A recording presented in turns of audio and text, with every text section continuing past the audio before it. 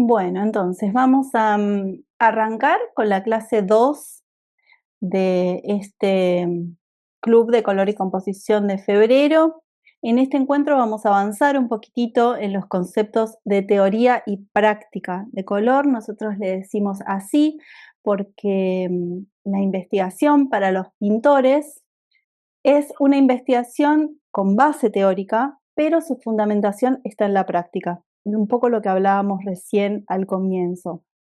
Es una investigación empírica, en el cual la prueba, el error o lo que es considerado error son fundamentales para entender cómo los colores se relacionan entre sí en el plano pictórico.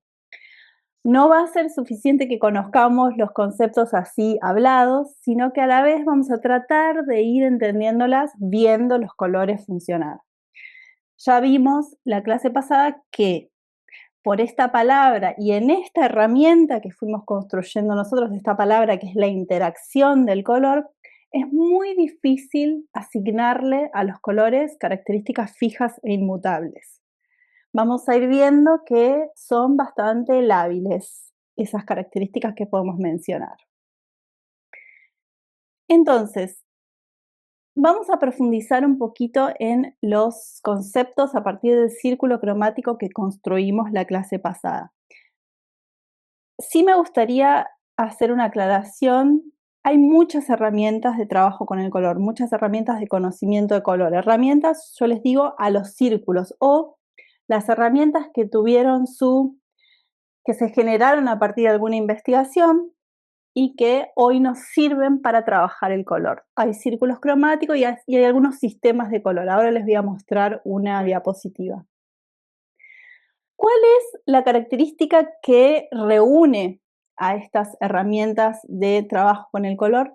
Todas esas herramientas lo que hacen es poner en relación los colores. Por eso se trabaja en círculo, porque es más fácil entender a partir de eso diferentes relaciones diagonales que se pueden trazar en los círculos para ir vinculando los colores entre sí.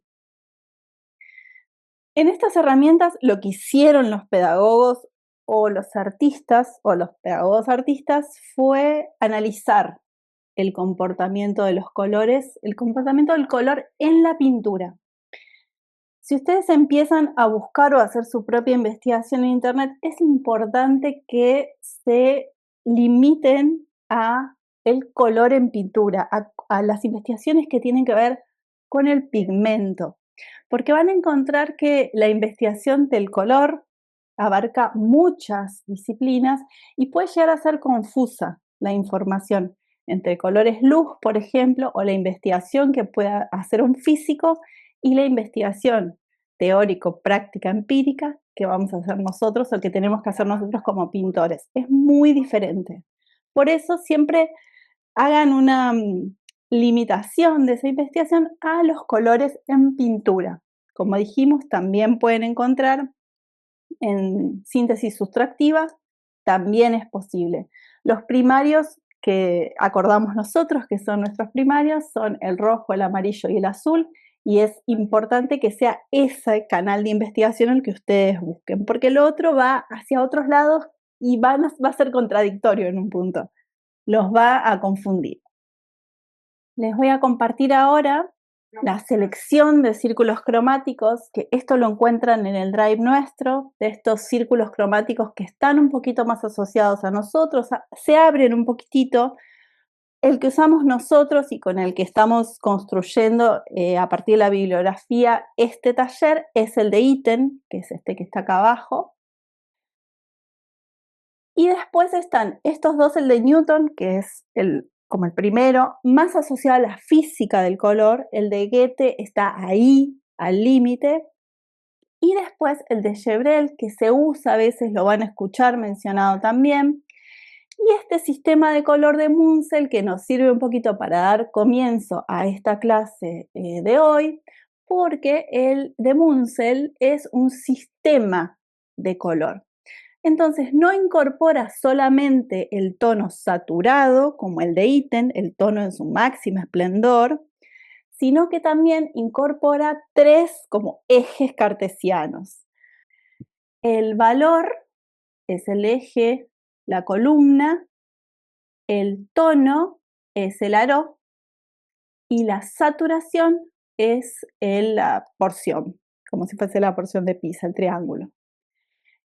Esto nos sirve como para empezar a hablar ahora de estas que sí son como las características principales de los colores. Ahora voy a pasar a la otra cámara para empezar a partir de lo que hicimos nosotros a reconocer estas características en los tonos que hicimos la clase pasada. ¿Sí?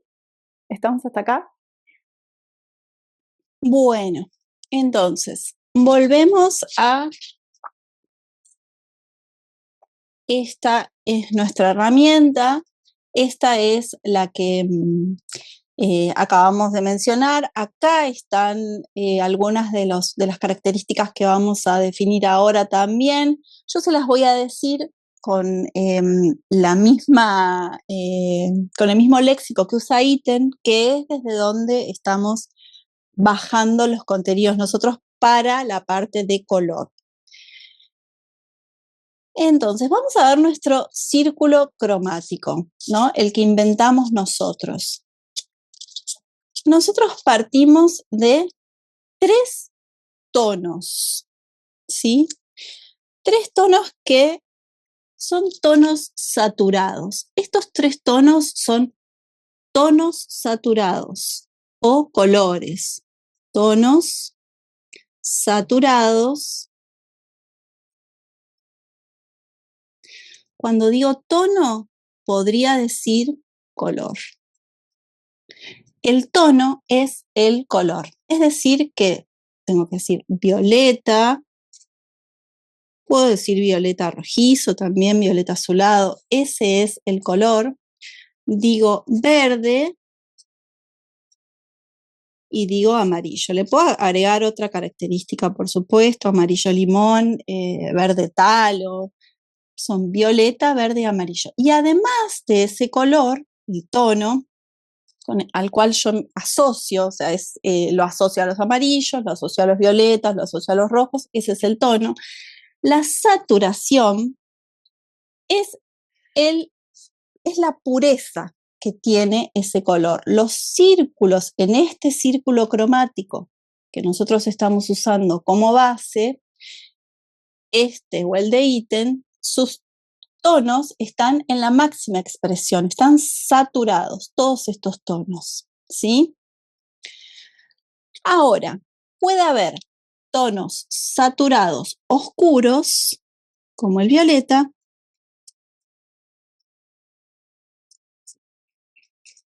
o saturado claro, como el amarillo.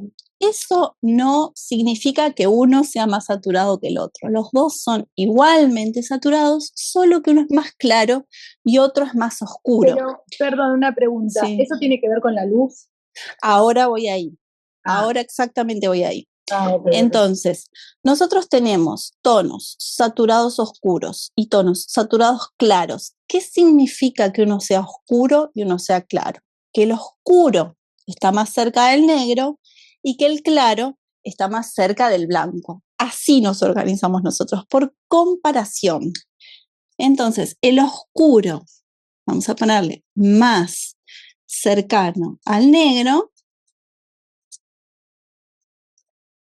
y el saturado claro más cercano al blanco. Ahora, ¿cómo decimos nosotros? Porque no decimos un tono es más cercano, podemos si queremos en lo coloquial, pero el léxico es que un tono más cercano al negro es de valor más bajo. Y un tono cercano al blanco es valor más alto.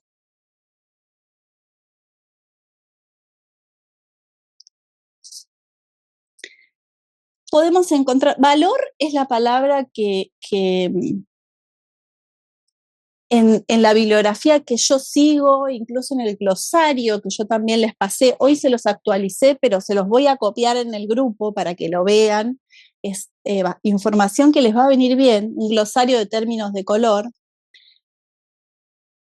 Valor es la palabra con la que más me asocio. ¿Podemos decir luminosidad? Sí, también podemos decir luminosidad. Es el que tiene más luz y menos luz, puede ser también. Valor es la palabra más abarcativa, a mi manera de ver, de esa característica del color, de su luminosidad.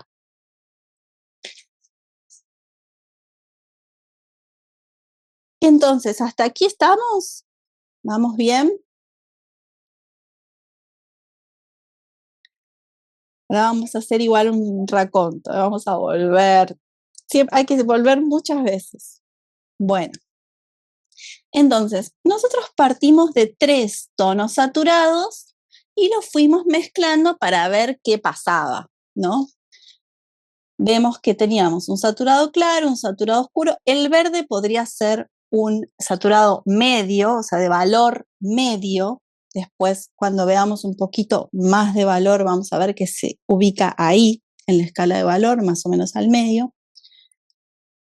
¿Y qué hicimos? Los mezclamos con su complementario. Entonces, tomamos el círculo cromático, nosotros trazamos diagonales a partir de los colores que habíamos elegido. Por ejemplo, yo elegí amarillo, me encontré enfrente con el violeta, y también elegí verde y me encontré enfrente con el rojo. Esa es la relación de complementariedad que nosotros vimos la clase pasada. Y a partir de eso logramos 3 tonos más.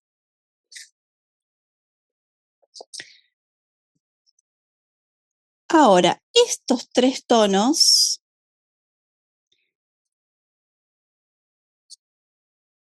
que fueron la mezcla de complementarios,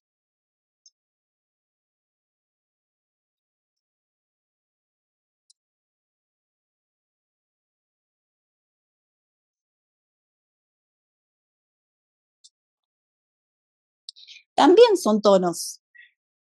Podemos decirle amarronados, una forma más coloquial, y también podemos decirle neutros. El color se neutraliza. Eso es como la manera de expresar lo que le pasa a los colores cuando es difícil identificar a qué color de base están siendo llevados, cuál es su color de base más pregnante. Estos 3 colores estos tres tonos que hicimos a partir de las mezclas de complementarios, lo que les pasó fue que se desaturaron. Estos son tonos desaturados.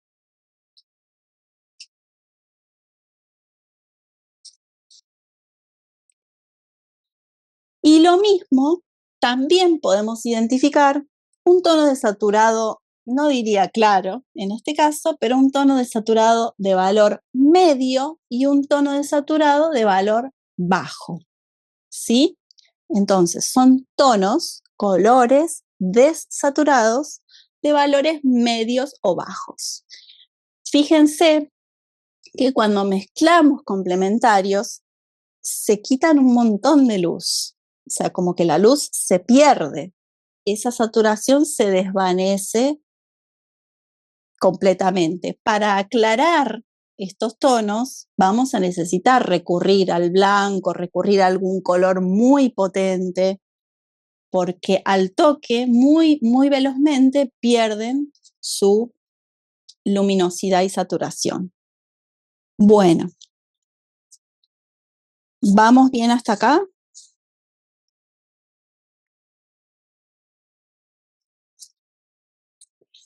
Luego, ¿cuál fue el siguiente paso que hicimos nosotros? A partir de los 3 tonos saturados, quisimos lograr tonos más claros, ¿no? Con mayor claridad, con un valor más alto. Entonces, lo que hicimos fue utilizar blanco utilizar amarillo y utilizar blanco nuevamente. Y fíjense lo que pasó acá. Logramos, a partir de los 3 tonos saturados, 3 tonos con características diferentes porque hicimos diferentes mezclas. Acá tenemos un tono desaturado, vamos a decir claro o medio, depende que se le ponga al lado. Este es un desaturado claro, significa valor alto. Y este, que fue el más desobediente de todos, es un saturado. ¿Cómo me doy cuenta yo que este color es saturado? Primero porque no hay presencia de blanco, ni de negro, ni de gris en este tono. Y además porque yo miro mi círculo cromático, que en un momento ya uno lo empieza a conocer en medio de memoria, y busco entre estos tonos, que son mis tonos de saturado referentes, y encuentro uno que es bastante parecido, que además es la mezcla de los 2 colores que yo usé, el verde y el amarillo. Un primario, un secundario, me da un terciario. Entonces, como este color está acá, y yo sé que estos son los tonos de máxima esplendor, lo miro y no reconozco en él ni blanco, ni negro, ni gris, entonces así llego a la conclusión de que ese tono es más claro que el verde, pero además es una luz saturada, que es un hallazgo, ¿no? En nuestra paleta. Es algo interesante para probar. Probamos luces con blanco y también probamos luces con otros colores, por ejemplo, el amarillo. Vamos a ver cuando armemos paleta que a veces no necesitamos llegar a una luz muy alta de valor. Podemos quedarnos en una clave más media. Vamos a ver cómo esa paleta se puede configurar y qué atmósfera crea. Te hago una pregunta. Sí. Verde saturado, Sí. último, ¿sería de un valor alto? Este podría ser Medio. entre medio y alto, ¿sí? Sí. Es más alto el valor que el verde del cual surge, por supuesto. Sí. Pensándolo en función al amarillo último, exacto, es medio. exacto. Siempre es comparar, está bueno. Siempre es comparar, siempre, eso es fundamental. Las isovalencias, como se llaman, que son fundamentales para nosotros, son las comparaciones entre los valores de luz y de sombra y los colores. Así uno entiende qué color es más luminoso que otro, pero color y composición de toda la bibliografía que estamos trabajando, ya sea la de composición o lenguaje visual, que es lo que nos abarca, o la de color, es comparar. Fundamental aprender a comparar 2 tonos, este más claro que este, esta línea más larga que esta, así. Así se entiende, más grande, más chico, así se entiende la composición y el color, sobre todo el valor. La saturación no tiene discusión. Bueno, entonces, hasta aquí vamos. Saturación, desaturación. Vamos a hacer nuestra revisión de clase. Tercera lámina del día. Entonces, dijimos, ay, pobre, hay una chica que se ve que no le anda internet. Soy yo, no, tengo un tema con la compu que se me apaga, pero bueno, es mi último intento, si no me quedo con la listo, genial. Gracias. Bueno, menos mal, porque digo, es alguien que está perdiendo la... te voy siguiendo el teléfono, pero... Perfecto, claro, más cómoda la compu. Bueno, entonces, características.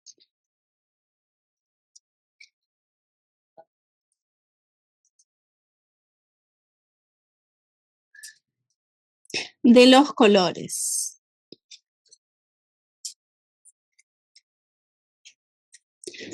Vamos a hacer una revisión.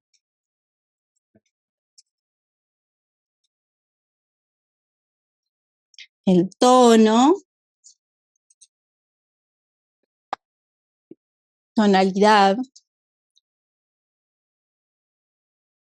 es el color que yo veo.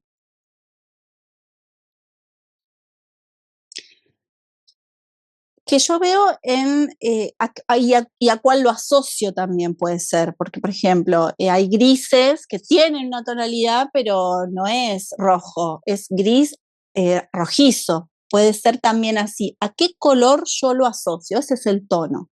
Entonces, nosotros, como no tenemos demasiadas nomenclaturas de color, son limitadísimas, tenemos que siempre agregarle algún adjetivo atrás. Vieron que en otros idiomas para decir blanco hay 20 palabras. Nosotros tenemos una y agregamos un adjetivo: blanco rojizo, blanco quebrado, blanco amarillento, blanco agrisado. Siempre hay un invento por ahí que nos tiene que ayudar a entender qué blanco es eso. No siempre pasa eso. Entonces, por ejemplo, los colores: amarillo, verde, rojo, ese es el tono. La saturación.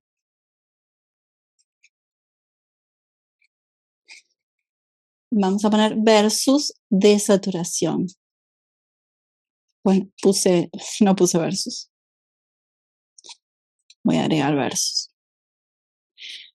La saturación es el color puro. Y aquí es el impuro, agregado de gris, complementario. Puede ser también otros dos primarios. La pérdida, más dos primarios, puede ser la pérdida de ese brillo, la pérdida de esa pureza. Entonces, por ejemplo, este es un color puro y saturado y este es un color desaturado. ¿Sí? Sigo. Y el valor, tono, saturación, valor. Valor es el grado de luminosidad que tienen esos tonos. Este es un valor medio, podemos decir. Este es un valor alto. Este es un valor todavía más alto, aunque sea desaturado, no importa. Es un valor alto. Y este es un valor muy bajo. Bajo es cercano al negro. Acá en el extremo estaría el negro. Y acá en el extremo estaría el blanco. Grado de luminosidad.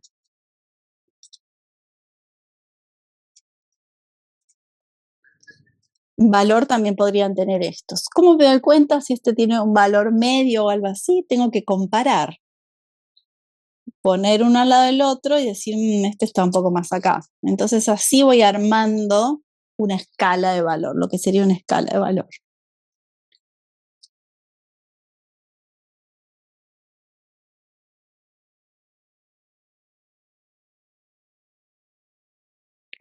Bueno, con los conceptos de color, nosotros vamos a llegar hasta acá y la clase que viene vamos a avanzar con paletas a partir de estos colores. Ahora vamos a pasar un poco a la parte de composición y vamos a hacer unos pequeños ejercicios para empezar a entender qué componer. Erika, te escucho.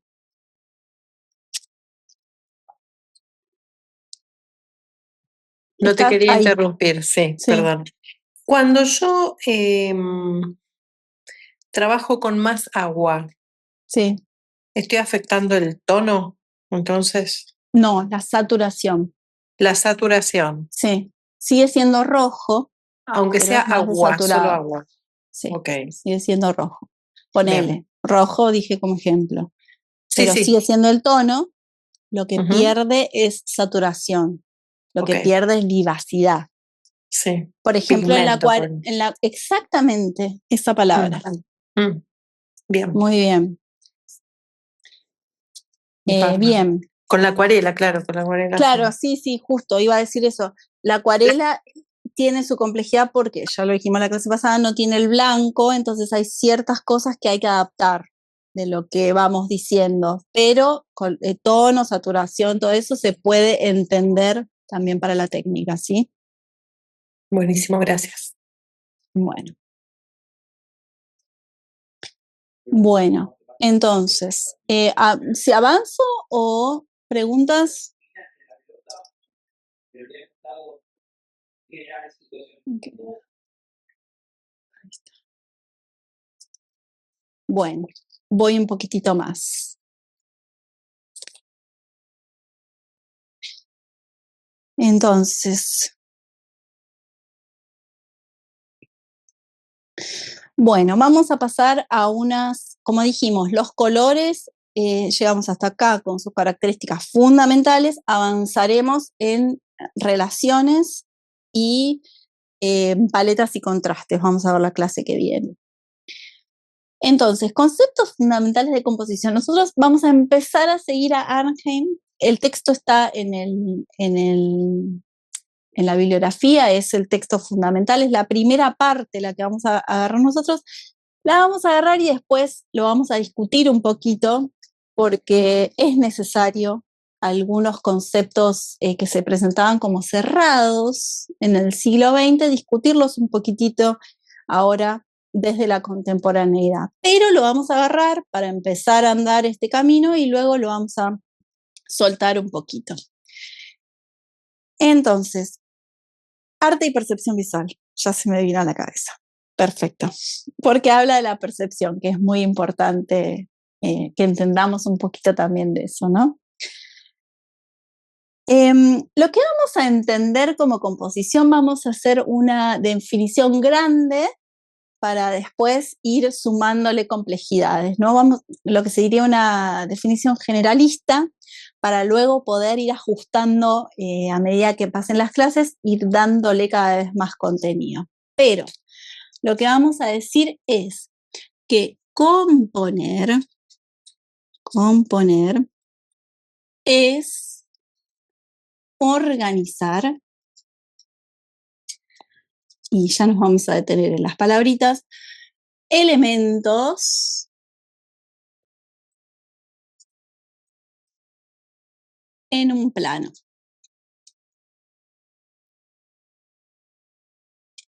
Aquí también tomo me asocio un poco a Kandinsky, que también tiene algunos textos un poquito más espirituales, más volados que el que tomamos nosotros, pero él habla muchísimo del plano básico, del plano base. Bueno, ¿qué es organizar? Porque es una palabra muy amplia. Bueno, nosotros para organizar en pintura vamos a pensar qué queremos ver, básicamente. ¿Qué quiero ver primero? ¿Qué quiero ver después? ¿Qué me interesa que se jerarquice? ¿Qué me interesa que el espectador vea en segundo o tercer plano? ¿Y con qué herramientas cuento para hacer eso? ¿Y qué elementos son? ¿Qué elementos hay en la pintura? De todo. No sé, hay formas, hay líneas, hay figuras, y la diferencia entre forma y figura es porque la forma puede ser totalmente abstracta y la figura remite más a una figura, un árbol, una persona, algo más del mundo real, podemos decir. Líneas, puntos, manchas, objetos, lo que se les ocurra. Esos son los elementos de la pintura. Todos tienen, digamos, la característica de ser un elemento que necesita ser organizado en un plano, que se necesita ver más, ver menos, flores, de todo, ¿no? O sea, agarren la pintura que tengan ganas y traten de describirla, qué se ve. A veces se ven solamente líneas, se ven solamente manchas. Bueno, esos son los elementos que el pintor, la pintora, organiza en ese plano. Y el plano es el plano básico.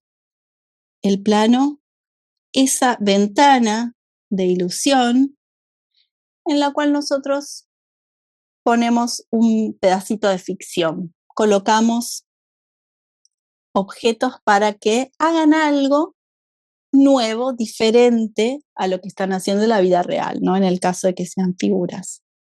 Es un pedacito de ficción, una ventana de ilusión, un cuadro. Entonces, este es nuestro plano básico. Ahora vamos a pasar un poquito a ver qué dice Arnhem como los primeros pasos de esa composición, de eso que se llama componer, las posibilidades de organización de esos elementos. Okay. Bueno, lo que nos va a decir Arnhem es que nuestra vista es relacional, por lo tanto, no va a ser lo mismo si yo pongo un objeto en un espacio que en otro, porque nuestra vista al toque va a empezar a relacionar esos objetos. ¿Y cómo los relaciona? Ahora yo les voy a hacer un poco un dibujito siguiéndolo a él. Si buscan en la bibliografía, está este mismo dibujito que yo voy a hacer ahora. Él va a decir, si yo tengo un cuadrado, perdón. Si yo tengo un cuadrado y en ese cuadrado coloco un punto negro, mi vista no va a percibir ese punto negro solo, sino que lo va a empezar a percibir en relación a líneas que están en ese cuadrado, y líneas que no están en ese cuadrado. La primera que él menciona es, ¿qué pasa si yo a este círculo que estaba en el centro lo muevo hacia un costado? Lo primero que yo voy a pensar es un círculo que está descentrado, tiene una característica, no está en el centro.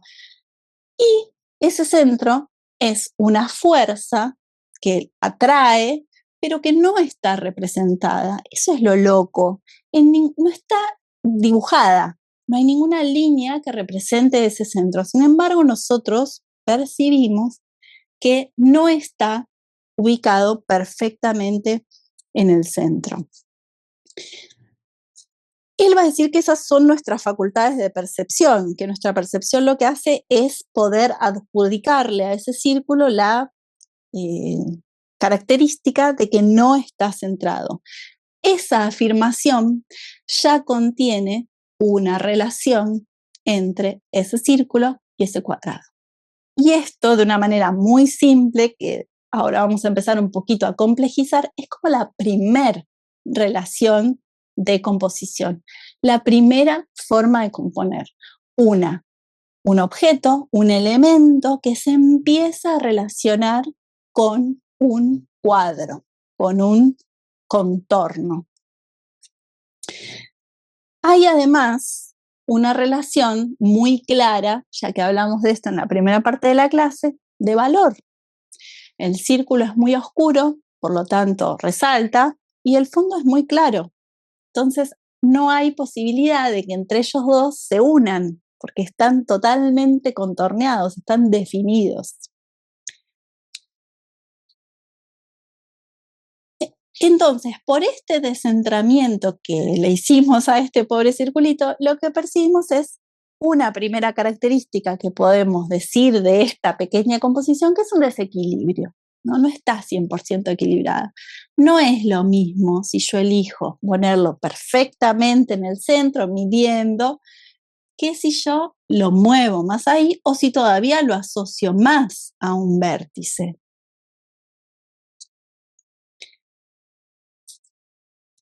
Entonces, ¿cómo voy a determinar esas líneas de poder que no aparecen explícitamente en el cuadrado, en el cuadro, pero que están todo el tiempo llamando a los objetos? Están como organizando nuestra percepción.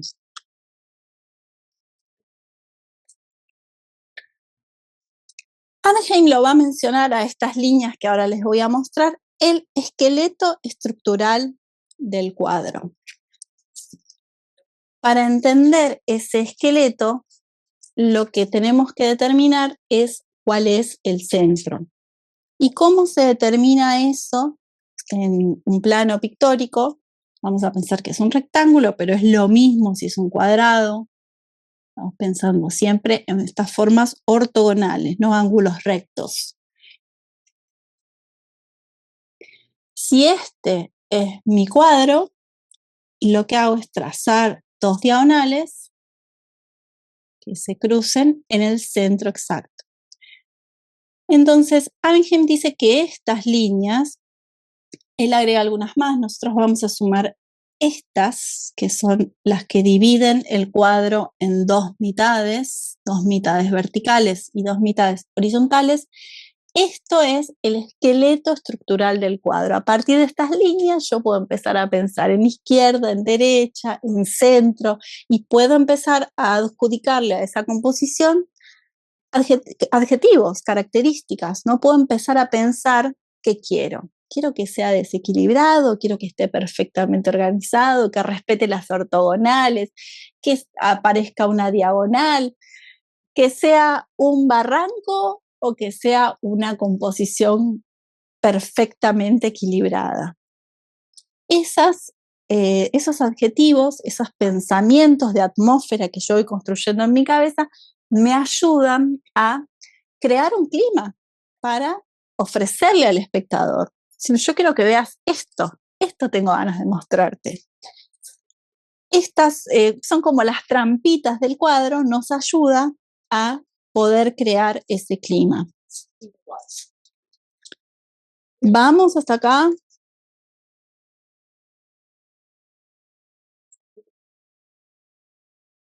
Entonces, teniendo en cuenta estas líneas, teniendo en cuenta este esqueleto estructural, nosotros podemos empezar a pensar en ese espacio como un espacio más reglado, como un espacio en el cual podemos construir un mundo con certezas. El mundo personal, sí, es la manera en la que ustedes van a pintar, pero a partir de ciertas coordenadas que me ayuden a mí a generar ese mundo.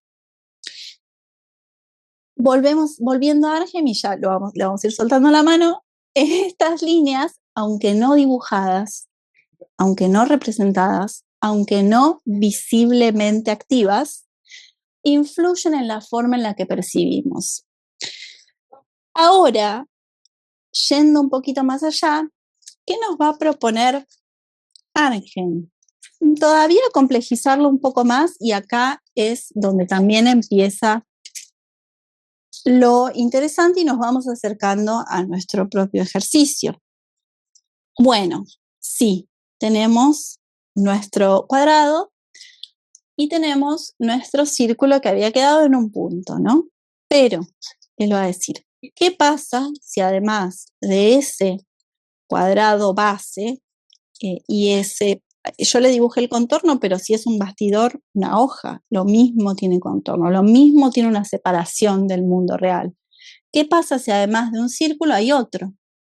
¿Cómo esos dos círculos se empiezan a relacionar entre sí y con el fondo? ¿Cómo se relacionan entre sí? Bueno, si esos dos círculos tienen el mismo color, tienen el mismo tono y están cerca, lo más probable es que uno los agrupe. Nuestra percepción va a agrupar si están más cerca, ni hablar si están pegados, pero digamos que no se tocan, que están simplemente cerca. En cambio, si están separados, va a ser más difícil que yo los asocie a un ente único. Más vale, pienso que son autónomos. Y lo mismo, pensemos que, y acá vamos a agregar otra variable, ¿qué pasa si son dos círculos, es decir, tienen la misma forma, tienen el mismo color, el mismo valor, pero tienen diferente tamaño? Hay uno que va a estar jerarquizado sobre otro. Puedo todavía fortalecer más esa diferencia si uno lo pinto de un color más claro, otro lo pinto de un color más oscuro y el fondo lo asocio a ese color más oscuro. ¿Sí? ¿Ven cómo se empieza a asociar las diferentes reglas que fuimos viendo? Todo es comparación y todo es relación, interrelación. este círculo está influyendo al otro y también están siendo influidos por el cuadrado y viceversa. Entonces, bueno. Ahora, que ya tenemos esta parte medio teórica, medio práctica, sí podemos pasar a nuestro primer ejercicio si estamos listos y listas. ¿Les parece?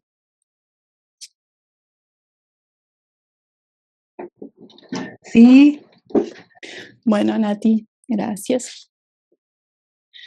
Bueno, entonces yo les voy a proponer, ahora ya agarrando un poquito una senda nuestra, vamos a dejar el capítulo de Arnhem y vamos a realizar algunas propuestas de organización del espacio. Luego, la clase próxima las vamos a usar, alguna de estas composiciones, pequeñas pruebas que les gusten. También van a poder hacer otras, pero estas son las que, o sea, de base es estas, para probar paletas. Pero hoy lo que vamos a tratar de probar es maneras de componer, maneras de organizar ese espacio. Lo que les propongo es que a partir de formas simples, ¿qué son las formas simples? Una forma simple es una forma geométrica que no tiene demasiado ribete. Yo les digo, arranquemos por acá, luego cada uno puede ir complejizando de acuerdo a lo que tenga ganas de ver. Una forma simple, por supuesto, un círculo, un triángulo y un cuadrado. Estas son las formas simples, además le hacemos un pequeño homenaje a la Bauhaus y también agarramos un poquito a ítem. Con estas tres formas y diferentes maneras de organizarlas en el plano, estamos bien. Si ustedes después quieren volar un poquitito, ya les digo cuándo para mí les pueden soltarse. Bueno, entonces, vamos a pensar, y estas son las formas que yo caracterizo como simples, y una forma orgánica compleja podría ser una cosa así. Estamos hablando siempre de formas cerradas, porque después queremos generar una paleta de separación y agrupamiento, entonces está bueno que sean cerradas. Una forma compleja es una cosa así, o algo que tenga algún hueco. Estas son formas más complejas. Pero bueno, cada uno como desee. Yo arranco por acá. Entonces, para pensar en arrancar, vamos a hacer varios ejercicios de composición. Entonces, yo tengo estas hojas, voy a trabajar con marcador para que ustedes vean más, pero si quieren ustedes trabajar con lápiz, adelante. Puede ser media A4, son estas hojas de computadora, de impresión básicas, o puede ser media A4 o un cuarto de A4, ahí puede ser cualquier, yo voy a agarrar por media A4, pero pueden hacer lo que les parezca, el tamaño que les parezca, más grande, más chico. Vamos a probar varias formas. Algunas se las voy a sugerir yo voy a empezar a sugerirles algunas propuestas y luego avanzan ustedes. Bueno, si podemos empezar a pensar un concepto que estuvimos hablando ahora, y si ese concepto pudiese tener algún eco, algún eco formal, quiere decir algún eco en las formas. ¿Cómo podemos representar la estabilidad? ¿Cómo podemos representar el equilibrio? Recordando lo que recién vimos con respecto al esqueleto estructural del cuadro, vamos a elegir sobre cuáles de estas líneas yo me puedo basar para representar esa estabilidad formal. Fíjense lo básico de pensar que podemos pensar que el centro es un espacio seguro para nosotras, podemos pensar en varios de estos rectángulos. Pueden ser de distintos tamaños, a ver qué pasa.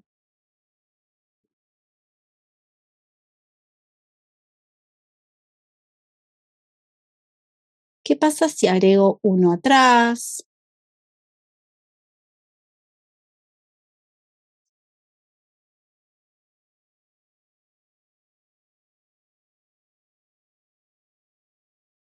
Como este ya se vuela un poquito. ¿Puedo agregar otra forma y aún así seguiría siendo estable?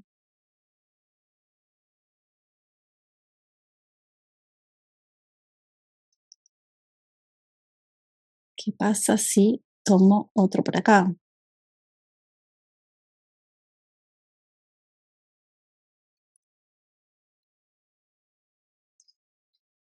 Voy a hacer uno más grande.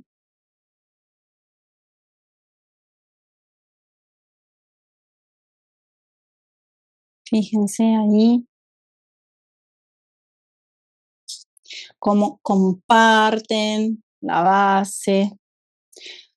Puedo agregar, si quiero, una línea recta que lo que haga es separar esto de esto, como si fuese un piso, vamos a pensar. Y acá puedo agregar otro. ¿Qué hice? ¿Qué pensé yo como posibilidades de estabilidad? Que estén apoyados en un lado y no en un vértice, que estén todos en líneas rectas, que no usen diagonales. Entonces ahora por la contraria, si yo quisiera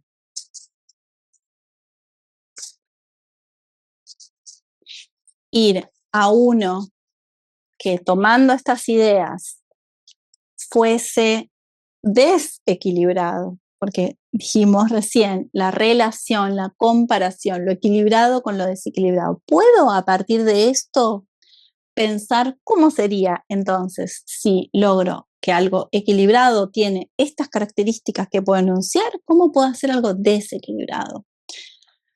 Podemos pensar que la línea de horizonte, en vez de estar recta, esté ligeramente en diagonal. Y algunos de ellos, en vez de estar apoyados en un lado, podrían estar apoyados en un vértice.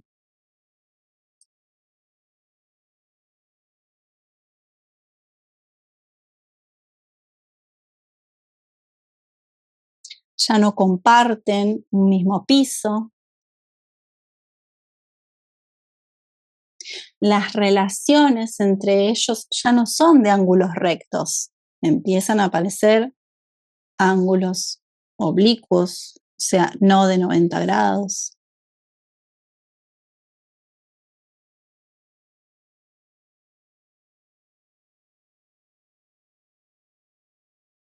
Y pensemos que puede aparecer algo por acá. Lo hago más chiquito para generar algo que vamos a ver en una próxima propuesta.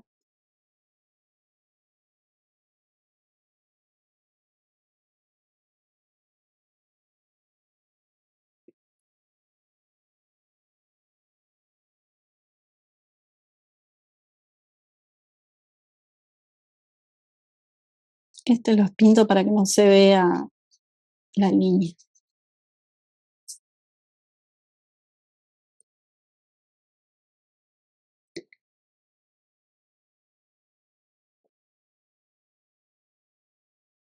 Y voy a hacer otra cosa para todavía enfatizar más este desequilibrio. Voy a hacer que una de las piezas se vaya.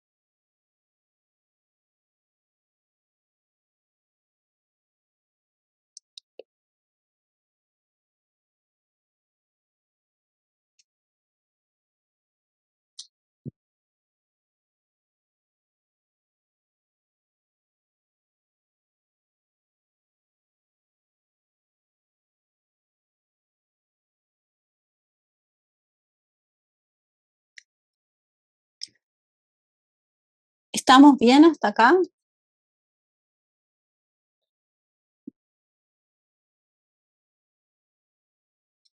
Sí, Bien. todo bien. Bueno, un poquito de agua y yo sigo.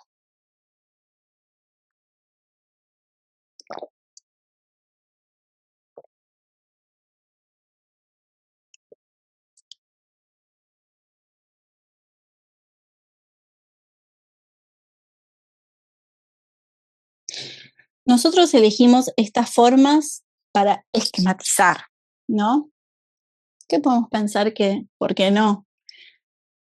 Pero podemos empezar a pensar cada uno en su lenguaje, en su propio lenguaje.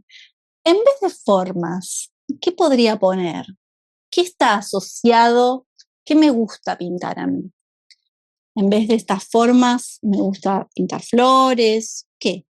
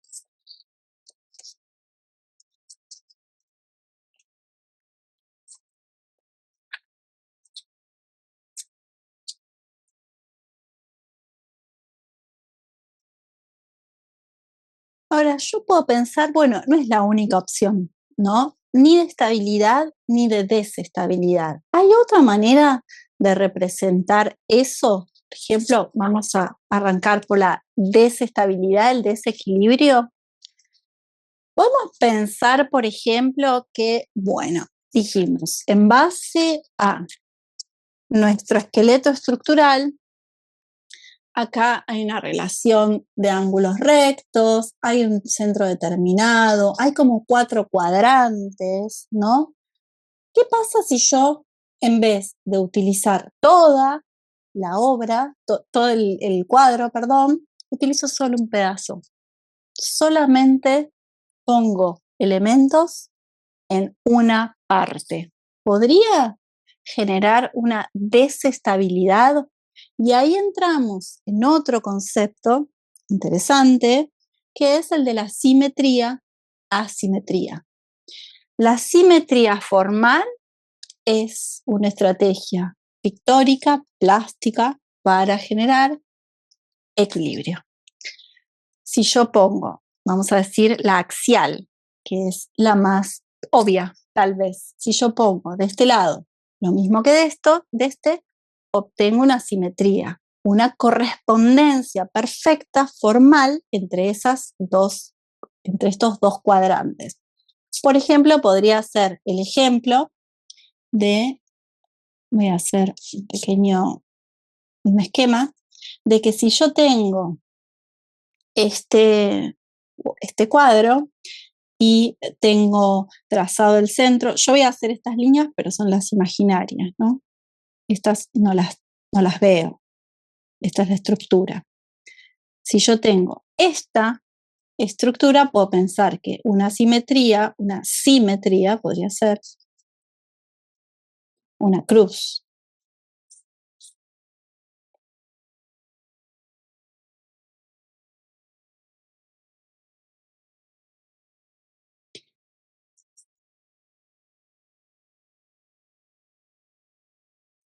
Entonces, todo lo que sucede de un lado es idéntico a lo que sucede del otro. Eso es estable, es esperable, no hay sorpresas. Otro tipo de simetría es, en vez de usar este eje, usar este. Entonces, si piensan en cualquier bandera, van a encontrar este tipo de simetría, ¿no? Se me ocurre la de Japón.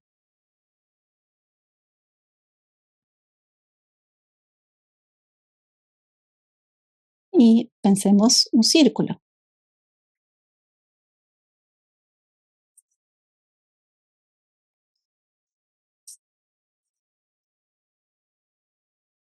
Todo lo que sucede en un lado es idéntico a lo que sucede en el otro.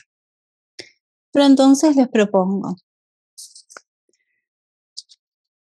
si en vez de buscar la simetría, buscamos la asimetría. Entonces, entendiendo que estos son 4 cuadrantes, ¿qué pasa si yo trabajo solo en uno de los 4 o solo en uno de los 2? Depende de cómo dividan su hoja. Imaginando acá.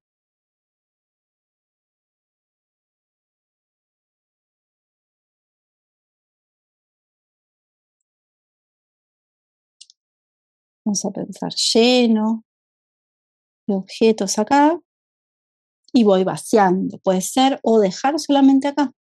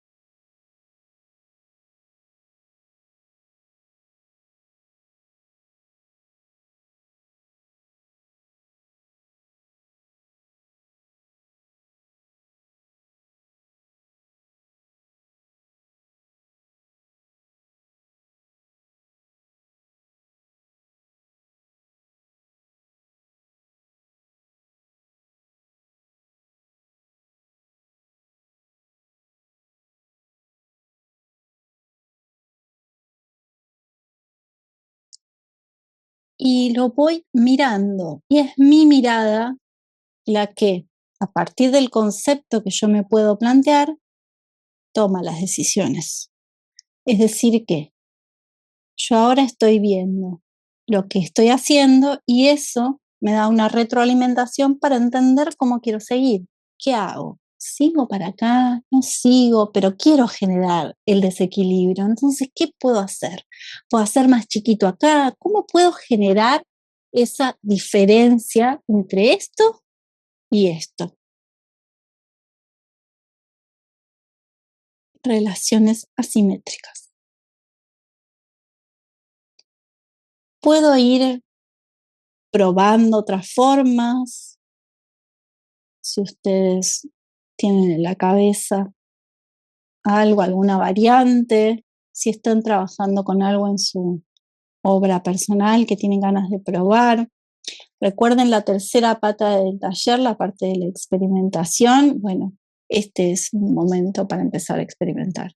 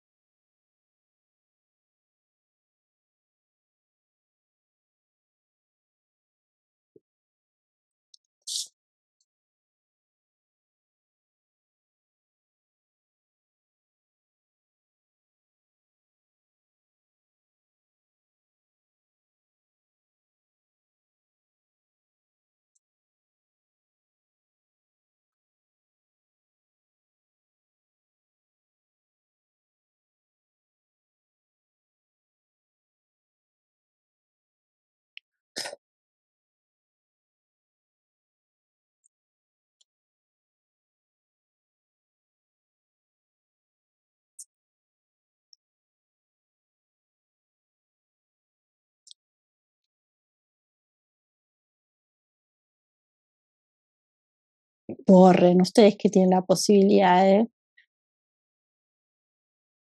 Yo estoy limitada a cómo pensar en, bueno, sí, a mí que me gusta trabajar con desafíos, es un desafío no poder borrar.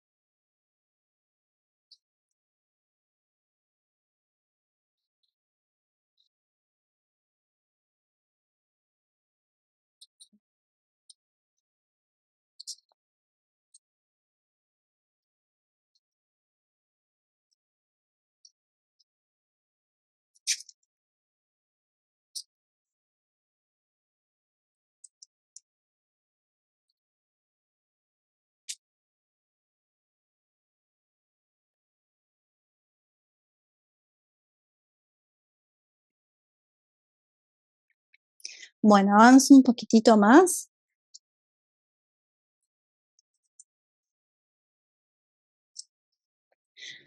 Bien. Y una última variante que podría ser algo que uno puede empezar a pensar, vieron que siempre el trabajo como que va encendiendo como si fuese velitas en un camino, ¿no? Yo muchas veces en la investigación pictórica, en la investigación plástica, uno no ve el horizonte, pero cada momento de trabajo va encendiendo una velita que me permite ver dónde poner el pie para el siguiente paso. Eso es fundamental, que uno permita que suceda. El trabajo con el arte constante va encendiendo esas velitas. Ya tener una o dos velitas encendidas para ver dónde voy a poner los próximos pasos de mis pies es un montón. Entonces, otra variante que puedo pensar es, hasta ahora trabajamos con líneas rectas, ángulos oblicuos, es decir, formados por diagonales. Los oblicuos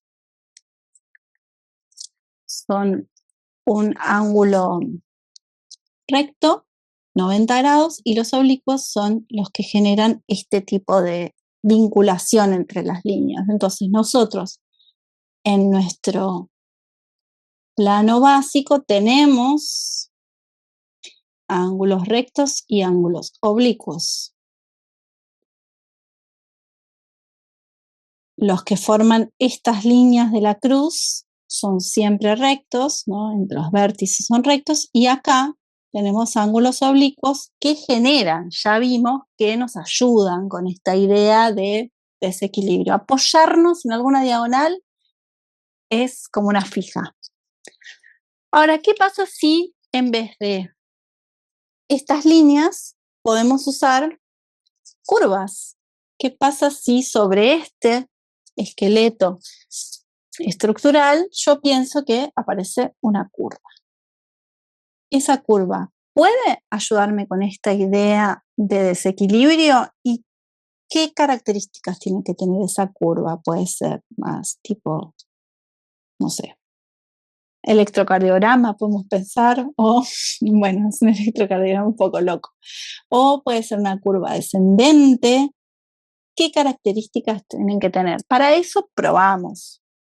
Nos imaginamos que nuestras figuras están apoyadas en una curva, en una línea que nos responde a la recta.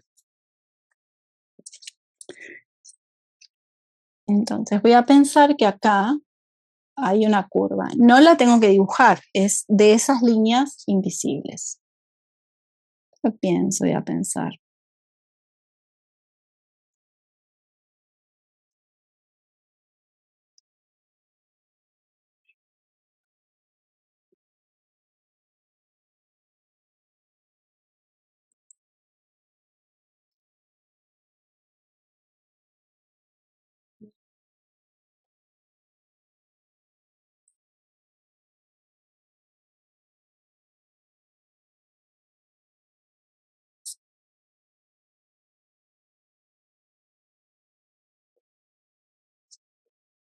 Voy a bajar un poquito más para enfatizar esa curvatura.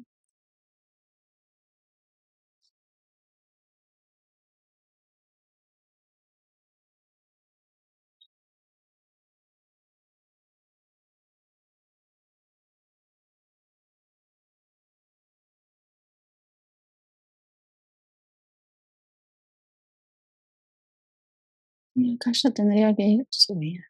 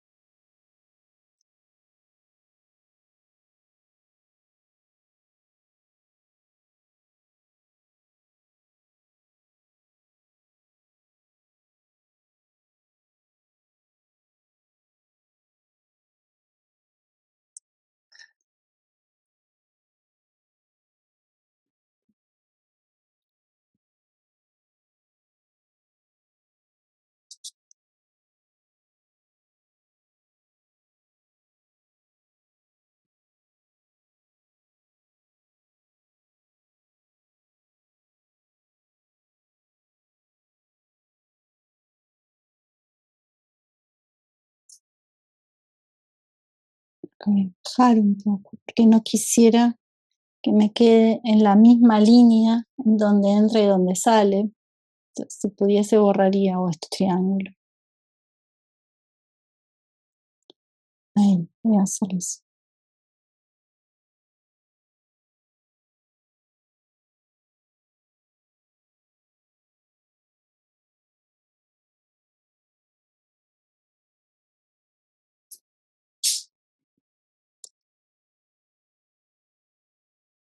Todavía pienso que puedo bajar más acá. Puede estar bueno.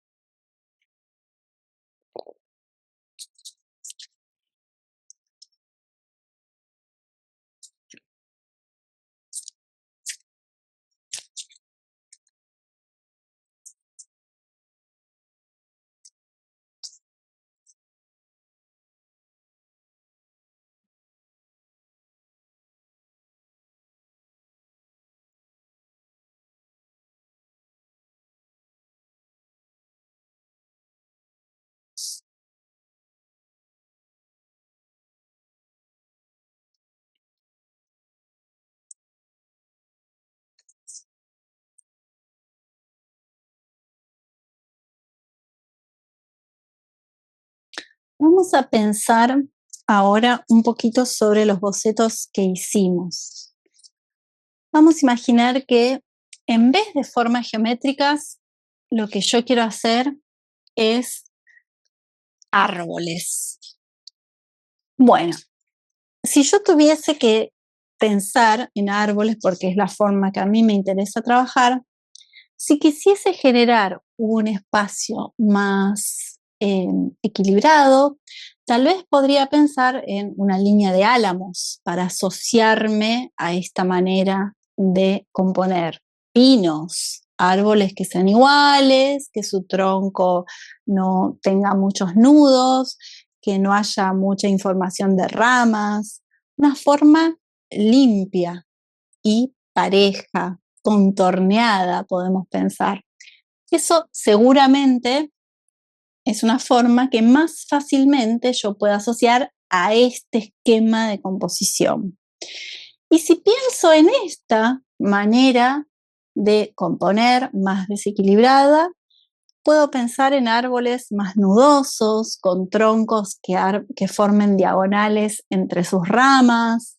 Puede ser incluso, puedo pensar en algún, ¿cómo se llaman esos que tienen los sauces, ¿no? Que a veces son medio irregulares en su copa, es bastante difícil de representar ese follaje. Puedo pensar qué especie de árbol me ayudaría en una o en otra composición.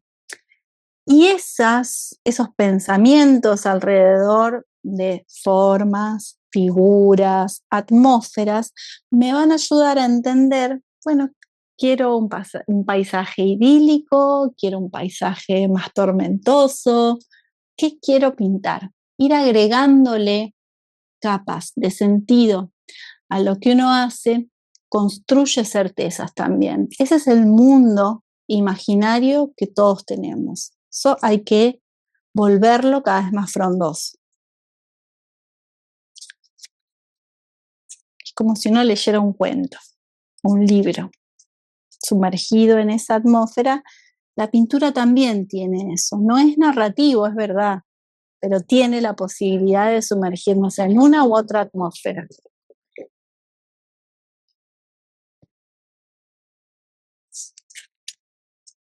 Sí, tiene algo meditativo, ¿no? Que ahí Vero me puso, parece enhebrar un collar, a formitas. Y otra cosa que yo voy pensando a medida que voy haciendo y vuelvo a mirar lo que hice, esto sirve para bocetar composición es posible.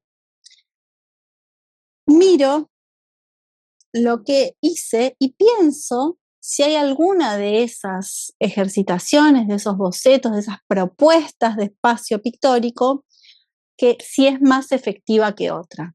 Eso, pensar en la efectividad, los va a ayudar a ir siendo un poco jueces, muy ecuánimes, porque no hay que matarse, de lo que hacen. Es muy importante en el arte lograr un punto medio de crítica hacia uno mismo que sea lo suficientemente rigurosa y lo suficientemente amorosa como para que uno pueda seguir y a la vez entender por dónde seguir. Ni un afán ni un verdugo de uno mismo. Hay que encontrar ese punto medio porque la crítica los va a ayudar a ustedes mismos a entender si algo funciona, por qué funciona, y si algo no funciona, por qué no funciona. Cuanto más específicos cada uno de ustedes pueda ser, los va a llevar a entender que no es todo que no me gusta o todo que me gusta. ¿Qué es de eso? Y eso va a volver su mundo pictórico, su mundo imaginario más específico.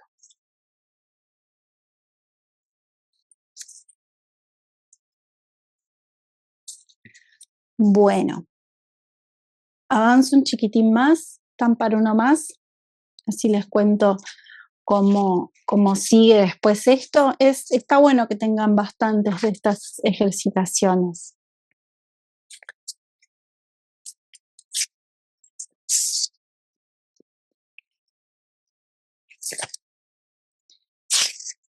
Entonces, saben que sobre estos conceptos, todos los que mencioné hoy, los de color y los de composición, vamos a volver a hacer esa refrescada en la clase que viene. Así que todo tiene que ir volviéndose cada vez más propio, ¿no? Esto está un poco afuera y cada vez más adentro de ustedes mismos, ¿no? Hasta que ustedes hacen propio el conocimiento que les interesa. Mencionamos hasta ahora equilibrio, desequilibrio, simetría. Pensamos en posibilidades de por qué le decimos simetría, dónde está ubicada concretamente en el cuadro esa simetría.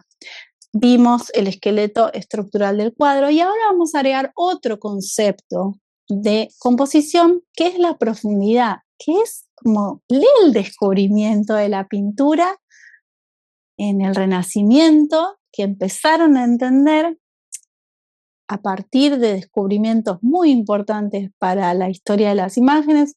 Uno es el óleo y otro es la perspectiva, que les permitió descubrir que adentro de ese cuadro podía haber una dimensión de profundidad. Se podía representar mucho más fielmente que en la Edad Media la profundidad, esa dimensión que va hacia adentro de la obra. Y eso fue un boom para los pintores. Hay muchos elementos que a nosotros nos permiten representar esa profundidad.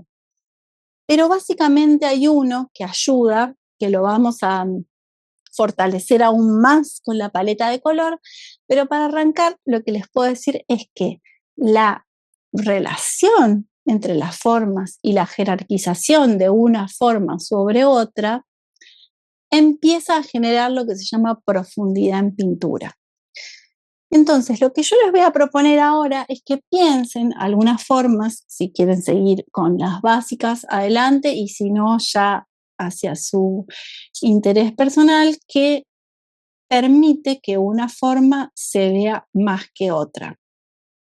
Vamos a imaginar que las formas más importantes, más relevantes, tienen que estar en algún lugar medianamente central de la obra, o sea que la visión tiene que ir hacia ahí y tiene que tener un tamaño considerable. ¿Qué es un tamaño de vuelta considerable? Es en relación a el soporte en el cual yo estoy pintando, es decir, este rectángulo, este tamaño específico.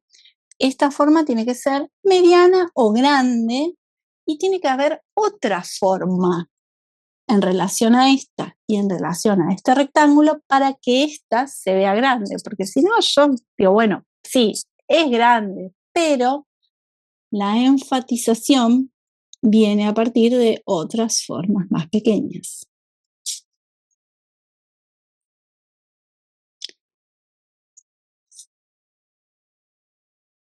Y para pensar que esas formas no estén flotando, porque acá no hay ningún plano de apoyo, vuelvo a dibujar esta línea que también nosotros la hacemos muy sueltas, pero fue también todo un descubrimiento para la pintura, entender que se podía representar un piso y un cielo,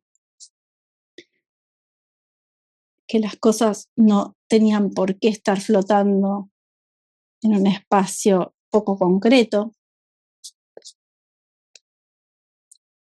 Y entonces todo lo que yo coloque aquí, cuando trabaje con el color, lo voy a hacer jerarquizando una forma sobre otra. Imaginar que hay algo por acá.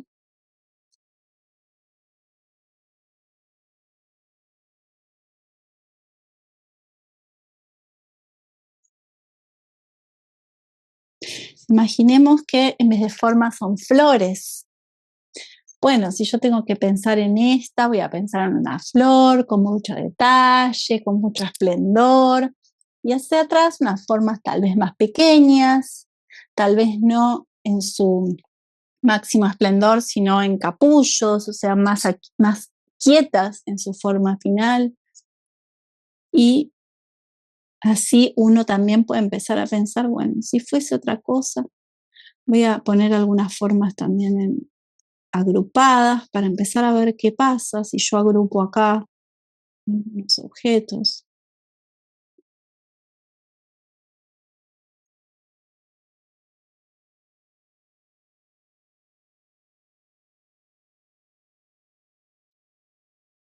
Y voy a pensar que acá también hay otros.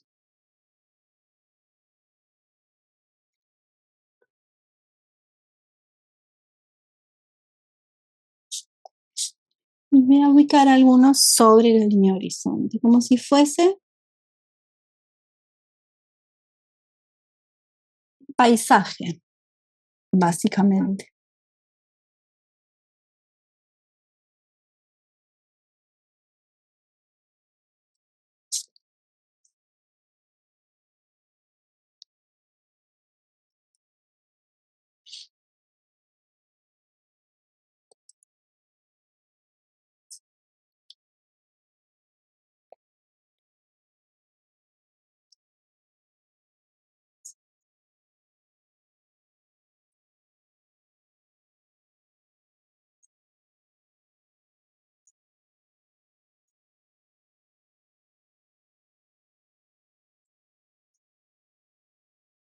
¿Alcanza la forma, el tamaño, la ubicación espacial para jerarquizar? Puede ser, pero el color nos va a ayudar a terminar de entender que, bueno, yo quiero que se vean estas formas y estas quiero que se vean menos.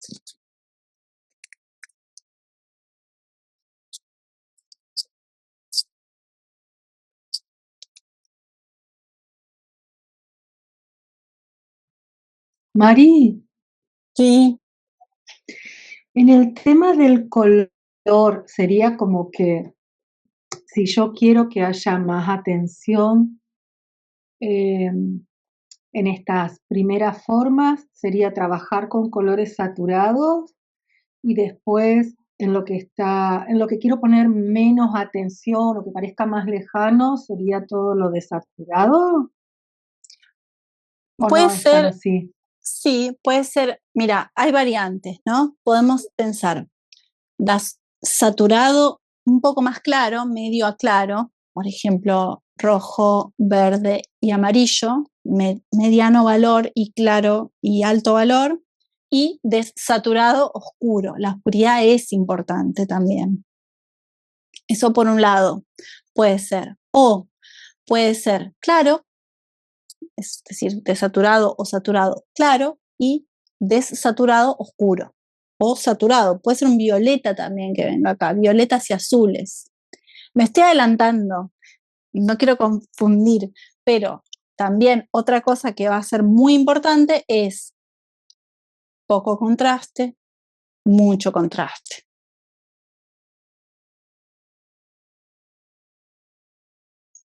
No sé si Bueno, fui claro, ¿fui claro? sí, o sea, más o menos, pero bueno, supongo que más adelante voy a entender más. Está bien. Vamos a hacer ese ejercicio justo. Vamos a partir de uno de estos bocetos, ya se los puedo contar, vamos a ajustarlos si es necesario, si hay algo que no, che, esto no quedó bien, lo quiero cambiar, ¿qué podemos hacer? Lo vamos a ajustar y lo vamos a trabajar con color, uno o dos, vamos a ver cómo siguen estas dos clases que nos quedan. Pero básicamente es eso, y les voy a proponer una paleta que genere algún contraste y otra que no, que genere contraste con el fondo, que genere contraste entre las formas, que agrupe formas, que desagrupe, vamos a ver qué parámetros podemos establecer. Pero para eso vamos a refrescar conceptos de contraste, importantísimo porque no hay un solo contraste, y de valor.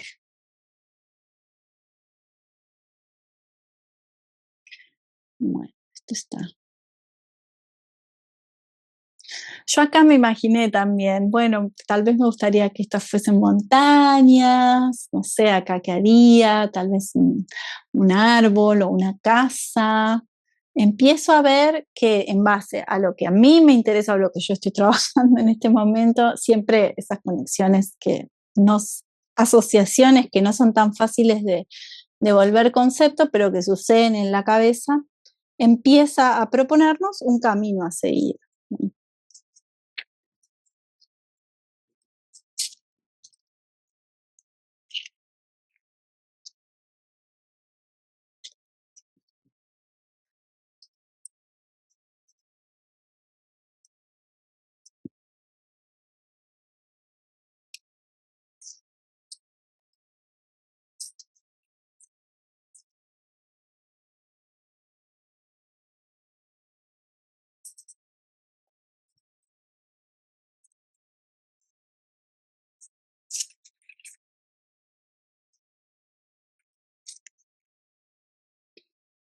¿Cuál es la siguiente pata para terminar de comprender o hacer una comprensión un poco más total de lo que es la composición?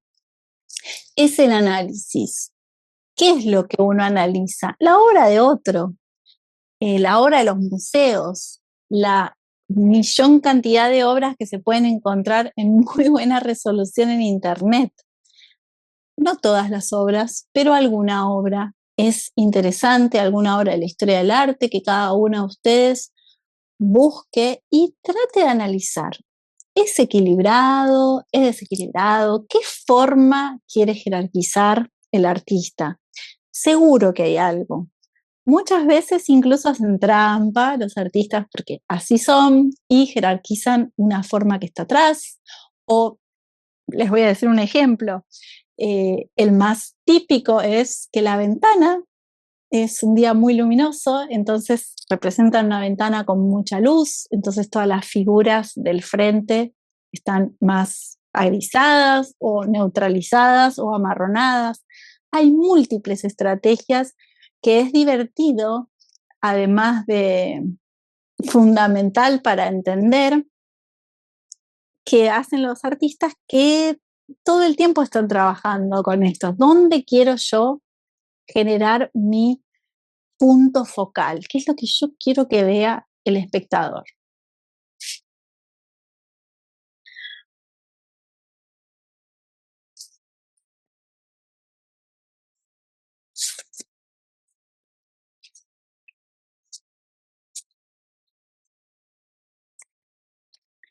Bueno, ¿cómo vamos hasta acá?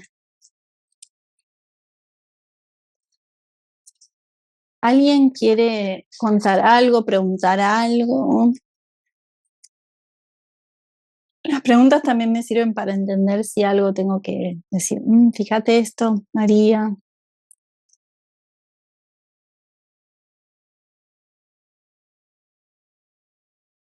Sí, escucho. Yo te estuve mirando, no hice nada, no pinté nada, no dibujé nada, te estuve mirando, no sabía si había que comenzar o no, te seguí mirando, por ahí la idea era que el ejercicio uno vaya haciendo algo o no, yo te seguí.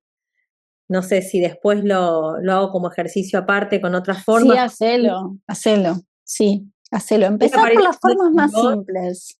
Sí, siempre ustedes me siguen a mí en su propio ritmo, ¿no? Cuando decimos pasamos al ejercicio es para que trabajemos juntos. Se puede hacer en la clase o se puede hacer después. Y para mí no hay diferencia, la verdad. ¿Con formas también o lo puedo hacer después con un paisajito? Podés, pero para arrancar yo sugiero que sean las formas, porque lo vamos a decir, abstracto, abre algo un poco más lúdico, no está tan asociado, bueno, ¿qué quiero ver? Quiero ver el paisaje lindo, que entonces haya como pasa siempre. Sí, te va a venir bien, May. Bueno, bárbaro. Sí, así la forma. Además son esquemas de composición, hay que pensarlos así. Hacemos 3 acá, pero si cada uno de ustedes sé lo que es la vida, no se preocupen, tengo un hijo muy chico, así que entiendo perfecto todas las complicaciones. Pero si llevan un cuadernito y hacen un par, o mismo si se animan de los objetos que está en la mesa de cada uno, siempre esquematizado, no en el detalle. El detalle por ahora distrae, no nos va a sumar. Perfecto. ¿Y vos subís estos tres y...? Yo subo todo lo que hice hoy al Drive que compartimos, todo está ahí. Y hoy lo subí ya. Sí, yo hoy corregí todo lo del Padlet también. Y la clase que viene, les cuento cómo sigue el ejercicio. Nosotros vamos a tomar de vuelta nuestro círculo cromático, el que hicimos nosotros, para ver cómo a partir de eso, que es una paleta limitada, los artistas muchas veces trabajaron con paletas limitadas en la historia, muchas veces porque los colores eran muy caros y no se conseguían en sus alrededores, y además porque fabricar una pintura era muy difícil. Entonces limitaban la paleta y se generan climas totalmente diferentes. Nosotros, fíjense que a partir de 3 colores, y bueno, blanco, hicimos bastantes tonos, y a partir de ese círculo lo que les voy a proponer, lo que les voy a mostrar es diferentes paletas. Una paleta con alto contraste, una paleta de bajo contraste y algunas propuestas de trabajo en los ejercicios que hagamos hoy. Vamos a empezar con algunas de estas propuestas, las vamos a pasar a una hoja, vamos a ajustarlas, es decir, que si hay cosas que quieren borrar, por ejemplo, yo esto lo borraría, miren cómo cambia, me encanta sin eso, lamento haberlo puesto, pero vamos a ajustar las propuestas y vamos a pintar sobre eso. Si alguno de ustedes avanza lo que haya que avanzar y quiere traer un boceto con alguna forma, por ejemplo, lo que dije, árboles, naturaleza o objetos, personas, lo que tengan ganas, pero siempre pensando en alguna propuesta de composición, sea exitosa o no, no importa, vamos a pintar sobre eso. Tengan igual estos ejercicios, porque si en el momento que están trabajando en la clase se dan cuenta de que los necesitan o que les va a servir más hacer esto que lo que ustedes tenían planteado, ahí pueden pegar el volantazo. Entonces, para la clase que viene, círculo cromático, estos bocetos y ya sí hojas un poquitito más gruesas para trabajar en el boceto final. Vamos a hacer por ahí mitad 4, vamos a ver cómo se organizan estas 2 últimas clases. María, yo te quiero hacer una pregunta. Dale. Sobre todo para esto de los bocetos de la próxima, porque Perfecto. Si bien hoy te seguí con los esquemáticos, estaba pensando cuando decís esto de que, bueno, que vos ves las montañas o una casa, como con ir llevando a estos esquemas el trabajo por ahí en el que está cada una. En realidad es una pregunta que me imagino que la respuesta es sí, pero todavía no me doy cuenta cómo. Pero digo, todos estos esquemas, por ejemplo, yo estoy trabajando algo que tiene que ver con lo fantástico o el terror y la naturaleza, ¿no? Entonces pienso que si quisiera llevar algo de la naturaleza, pero que me dé ese clima, podría usar estas reglas compositivas. No me imagino muy bien cómo, pero para enfatizar eso, ¿no? Como algo que dé terror sí, fantástico, como leyendas. Bueno, como estoy trabajando eso, pero quería...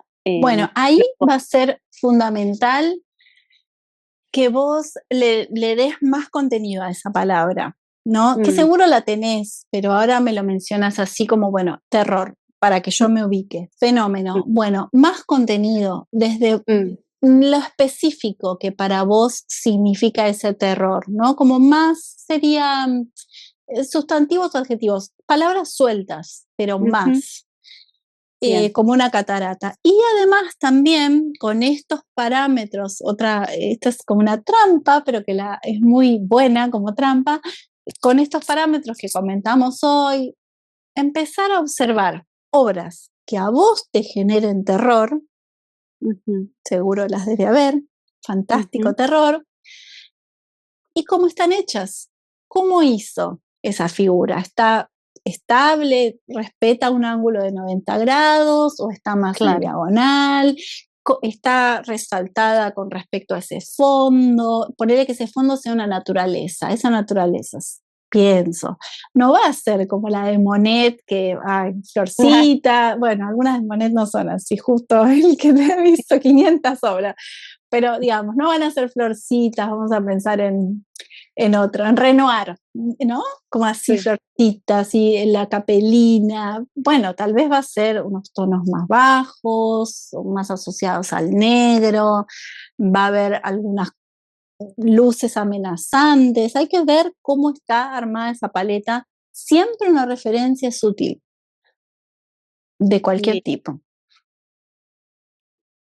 bárbaro. Y eso que ahora se manifiesta como una duda total, o sea, no tengo ni idea de cómo poner esto en mis cosas, bueno, hay que ir fundamentando cómo sí se puede empezar a entender cómo componer. A veces el comienzo de una obra no es tan claro, no es decir, bueno, voy a poner una casa acá y otra acá para hacer una composición estable. A veces no es así. Pero bueno, estos conocimientos Claro, trabajan o a en la... veces uno puede decir, bueno, lo inestable genera más terror y a veces lo simétrico y lo estable también puede ser muy... Por supuesto. Sí, Para está- eso es necesario ver obra y claro, entender a dónde yo me asocio, dónde, en qué universo siento que me contiene más. perfecto. Gracias, María. Bueno, entonces, para los que están más atrasados, yo igual reviso todo el Padlet, así que si no subieron el ejercicio esta semana, no se hagan problema, porque la semana que viene sigo corrigiendo. Lo que es interesante es la continuidad, yo voy haciendo como mis marquitas para ver en qué anda cada uno. Pero está garantizado que yo les voy a hacer la corrección de esos trabajos si están subidos al Padlet. Bueno, y ¿alguien tiene alguna otra pregunta? Samsung.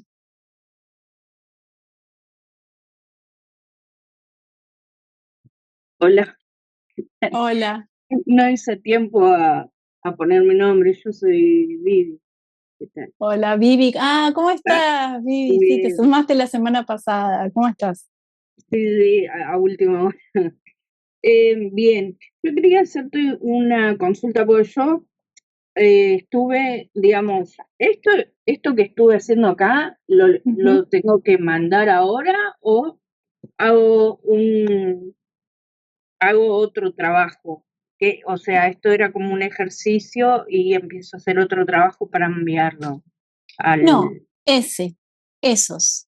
esto. Esos sí, esos. Y hacer el círculo cromático que vos la clase pasada no estuviste, si lo puedes hacer. Ya lo mandé Ah, a última hora, pero sí, lo mandé. entonces por ahí, bueno, no sé si te lo corregí, llegué a No, corregírtelo. no. Ah, bueno, listo, entonces tengo que ver eso. Y Que- te iba a decir, esos ejercicios. Y el refinado, el definitivo, es el que vamos a empezar la clase que viene. bueno. Y tenemos que ir viendo imágenes ahora y todo eso como para la clase que viene poder ir definiendo un poquito más, sería algo así. Sí, si pueden, sí. Todo lo que vayan pudiendo ver de referentes te referís vos, ¿no?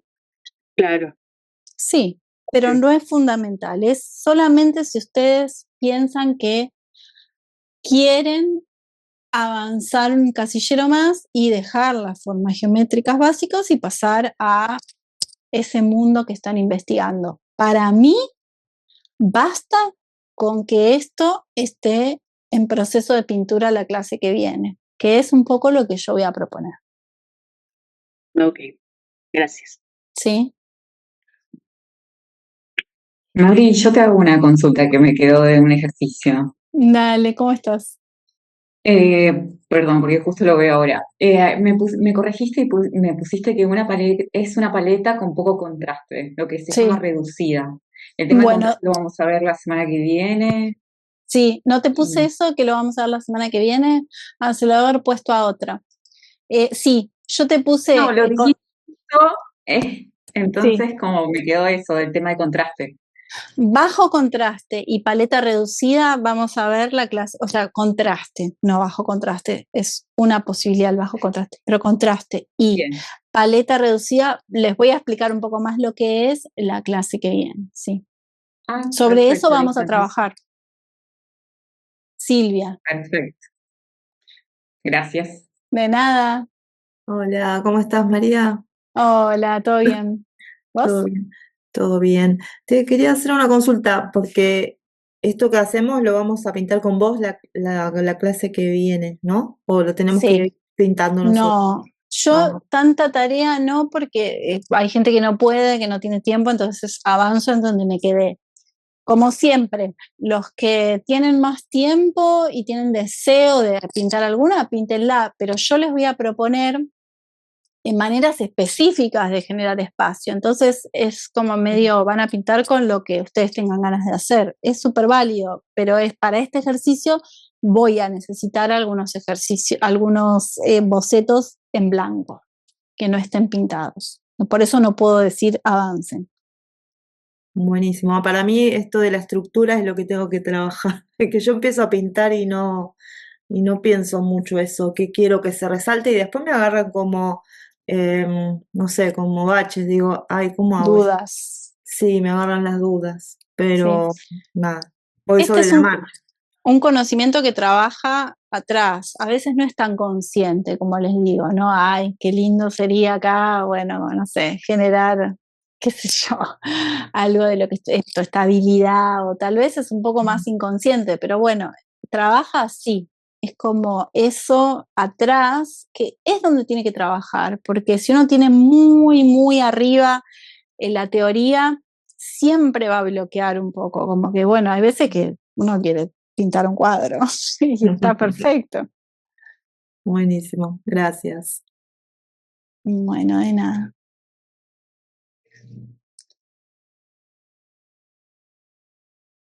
Bueno, entonces, bueno, yo si no hay ninguna duda, puedo ir cerrando la clase. De todas formas, saben que tienen, si van por el grupo o me escriben a mí, siempre en algún momentito yo respondo.